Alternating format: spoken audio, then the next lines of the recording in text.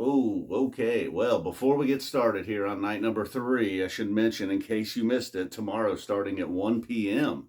Apparently, they have some weather coming in, so Sunday will be a 1 p.m. start time. I think I like that. Okay, why not? Sunday afternoon. Feel like a football game or something. All right, so let's go here. Let's start with night number 3. As you can see, this is not the first take.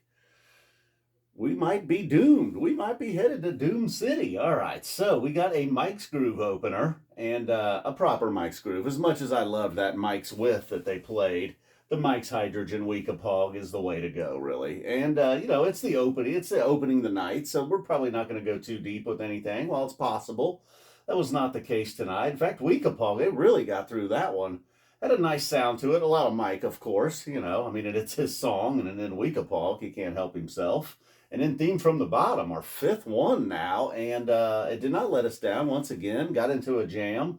Lots of teasing again throughout the night. This one almost felt like they were somewhere near Manteca territory, possibly even in theme there. Then we get over to Blaze On, and then it felt like, okay, maybe this was going to be our first point of the night where we start to get a little too comfortable, but it seemed like Mike and Paige were just not going to allow that. They really started to pick it up, and then that kind of carried on throughout, all the way to over here. And it just was like, it could have just been a nice 7 or 8 minute Blaze On where Trey kind of shreds a little bit, but Mike and Paige were not satisfied with that. They were not going to let us get bored with Blaze On, and then we get a Got a Jibboo. And if I don't want to say it got hard or anything, but it did take a little bit of a turn, the tone in Got a Jibboo. We get this nice, smooth Got a Jibboo, like you all know and love, and then, most of you don't love it. Some of you don't love it. Some do. Others don't. I do. Anyway, so when just as they're settling in for that smoothness, there was a little shift in tone. It had a little bit of a darker turn, which takes us into 46 Days, which... song that has kind of been delivering, but may have been the somehow the weak spot of the first set. Well, with Evolve following, and maybe this was the downtime here, and they quickly rolled. Maybe they were even bored with Evolve because they sure ran through that. No jam at all. Getting to Meatstick, taking us back to felt like Deer Creek here with the Meatstick.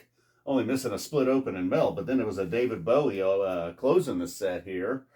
It felt like the jam section there, I would love to have just maybe, knowing that it's going to be the set closer. Look, a great way to close the set, but also knowing like, this is not going to be the Bowie that they take. And, so it's hard to complain about a Bowie, but at some point I would like just a big, another nasty Bowie.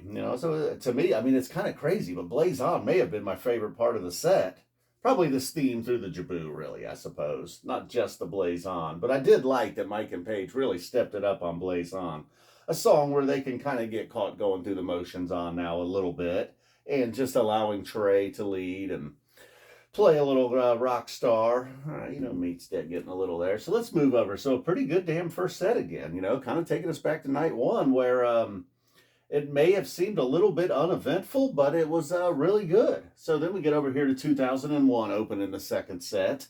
And while it did do a little bit of a jamming, almost like Tube, it doesn't really matter. It could be 4 minutes, 8 minutes. It's going to get you going. So starting out a set is perfect way to go. And then we just kind of start to accelerate. And each song kind of picked it up a notch. You see here we got Down with Disease and Tweezer going head to head. Back to back, and then Oblivion, while they definitely gave it more of an effort than Evolve got over here, which is fine with me. Oblivion, probably my favorite off of the new album, maybe. As it turns out, I do like that Monsters. Maybe Monsters looms tomorrow, as we're working our way out of Doom City here. So the Oblivion jam, this was maybe the final mark where it was kind of a Paige and Mike thing, because then finally Trey was like, all right, he gets back to teasing. We got some Eleanor Rigby, which I think we've gotten this summer. And that jam really I think it was somewhere in that 18 to 20 minute range. Same exact thing with the Tweezer. But this felt like a lot of Trey. Same thing with the Tweezer. And, obviously Mike early on, But once Trey found his groove, they were like, all right, there he goes. He's off to the races. And then the Tweezers, another thing we felt a lot of this summer. I know people have mentioned it repeatedly. It did have a little bit of an Allman Brothers feel here in the Tweezer. And it just kind of like a rock and blues thing. And then we kind of get into this. I was like, oh, wow, I'm kind of hearing the Allman Brothers right now. Billy Strings not included. Then we get into Sense and Subtle Sounds. Instead of giving us a dud here, or just a ballad, or even a song, an excuse to run to the bathroom, get a drink. No, we got a Sense and Subtle Sounds. Then the Boogie On was maybe kind of like the Weekapaug. Like, all right, let's go. Let's give Mike a chance to really go down, and or throw down, go down, throw down, slow down, low down. It's Mike's tone at times tonight reminded me a little bit of '03. It was really early in the show too. He had more of a prominent role. So the Boogie On takes us into a set ending Carini.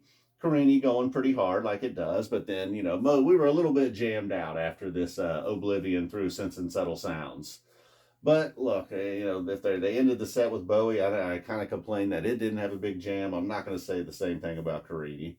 Then we start out with Numberline in the Encore, but then things quickly pick up with You Enjoy Myself, and then more Trey teasing all over Jean-Pierre by Miles Davis. Haven't heard as much of that this summer as I normally do from Trey. And then a little bit of Mike, and then we get into a vocal jam. I thought I had forgotten about Tweezer Reprise. Thought we were going to get a vocal jam ending, but not the case. Dropping down into Tweezer Reprise nicely. So into night 3 here with a nice encore. The Numberline in there. They had to play it. They had. I guess they had to play that somehow. Still a whole bunch on the table for tomorrow. Some big boys are going to get left off, certainly. But looky there, everything sets started great, sets ended great, big jams in between, no major flubs to speak of, everything played pretty well. And, I know a lot of people have, nobody specifically, but many people have mentioned that they've been playing well this summer, and I have too, as I feel. But then there are times, it's kind of like the Chris Rock joke, I take care of my kids. Well, you want credit for taking care of your kids? I mean, should we really be giving them a ton of credit for playing well? I mean, that's their songs. They're a band. They're putting these shows on, charging money for everybody to come see. I hope they would play well. I'm not being an asshole here, but, and if there's a flub, like maybe I heard one of the ugliest notes I've ever heard in Hydrogen, but all right, let's not get carried away with that. The vocal jam, probably the highlight of the night. All right, so it was somewhere in this Down with Disease Tweezer. And then I don't know, full on, I can't believe it. Blaze On Jibboo might have been my favorite part of the first set. That theme from the bottom mixed in as well. Hey, I could have said Meatstick. Boom, we're out of here. We got one more to go. Don't forget the 1 p.m. start time tomorrow. A lot of Sharpie in the air again. That's good. It's good.